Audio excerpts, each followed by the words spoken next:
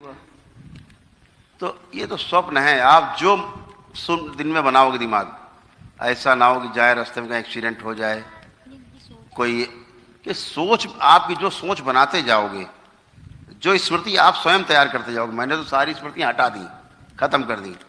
अब आप भी तो जीवन हो, दूसरे जीवन की तो स्मृतियां हटा दी हमने, आपकी भी गंदी हटा दी हमने।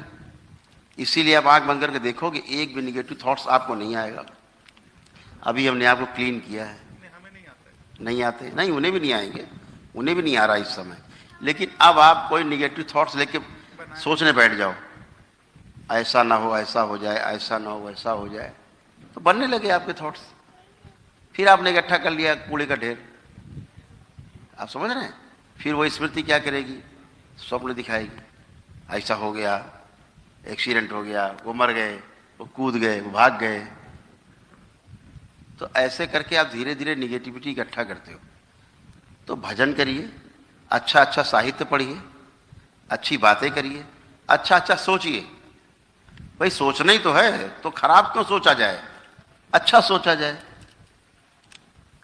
बोले कि सज्जन जा रहे थे तो अपने घर के दरवाजे पे एक सज्जन हाथ पे ऐसे हथेली करे बैठे थे, ऐसे हथेली करे और कुछ ऐसे ऐसे खा रहे थे ऐसे। तो सज्जन निकले, उन्होंने कहा भैया क्या खा रहे हो हथेली में, दिख तो रहा नहीं, खा क्या रहे हो? बोले कुछ नहीं, हम तो वो गुड़ खा रहे हैं। तो बोले गुड़ तो है नहीं हथेली में।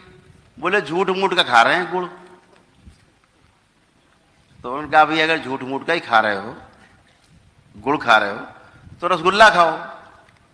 अगर झूठे मूठ पे खाना है तो गुड़ का खा रहे हो, फिर तो रसगुल्ला खाओ, गुलाब जामुन खाओ, कुछ कलाकंद खाओ, अच्छी चीज खाओ, तो झूठे मूठ के खाना है। तो जो सोच रही है, केवल सोचने में कौन सा पैसा जा रहा है? तो अच्छा अच्छा सोचो, अच्छा साहित्य पढ़ो, ठीक है ना?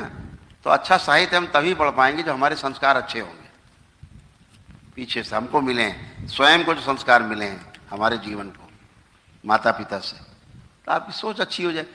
देखिए महापुरुष कहते हैं जैसा आप सोचते हैं वैसे ही आप करते हैं, फिर वैसे ही आप बन जाते हैं। प्रक्रिया शुरू होती है हमारे विचार से, सोचने से। सारी प्रक्रिया दरबार का अनुसंधान है कि जितना कुछ अस्तित्व में है उतना हम सोच भी नहीं पाते। उसमें से जो सोच पाते हैं उतना हम देख नहीं पाते, और जितना हम देख पाते हैं उसमें से जितना हम कुछ कर पाते हैं थोड़ा बहुत, उतना भोग नहीं पाते। जितना किया आपने, मान लीजिए अपने जीवन काल में किसी व्यक्ति ने 10 करोड़ रुपए इकट्ठे किए, तो 2-4 करोड़ वो छोड़ के ही जाता है बैंक बैलेंस। ठीक, पूरा लेकर जाए अपने साथ तो जाएगा नहीं, सोना चांदी घर मकान दुकान कुछ ना कुछ छोड़ के जाएगा, बच्चे परिवार। तो जितना हम कर पाते उतना भोग नहीं पाते, यानी छूट जाता है। जो छूट जाता है वो हमारा भोग बचा रहता है, उसी को दोबारा भोगने के लिए हम पुनः जन्म लेते हैं। जो पुनः जन्म लेते हैं भोगने के लिए, उसे हम प्रारब्ध कहते हैं। वही प्रारब्ध सोचने से शुरू होता है। जितना अस्तित्व में है उतना हम सोच भी नहीं पाते, यानी सारा किस्सा शुरू होता है कहाँ से? सोचने से। तो सोच अच्छी की जाए, सोचना ठीक किया जाए, तो सोचा तो कम से कम अच्छा जाए। अब ऐसा हो जाएगा कि वैसा हो जाएगा कि ये ना हो जाए कि वो ना हो जाए, तो आशंका और भय, भय से शुरू होता है। भय, भय से आशंका, आशंका से द्रोह, द्रोह से विद्रोह, विद्रोह से फिर युद्ध, युद्ध से फिर शांति। ऐसा क्रम है। तो भय से शुरू होता है और युद्ध तक जाता है। ठीक, तो भय, आशंका, विद्रोह, है ना?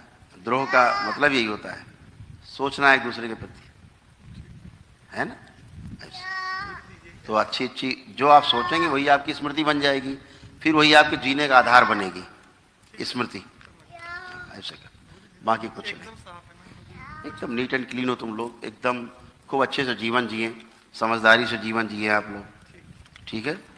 आईआईटी में जो हम लोग वर्कशॉप होते हैं, कभी यहाँ लगेंगे दरबार में, ये कोरोना के कारण नहीं लग पाया।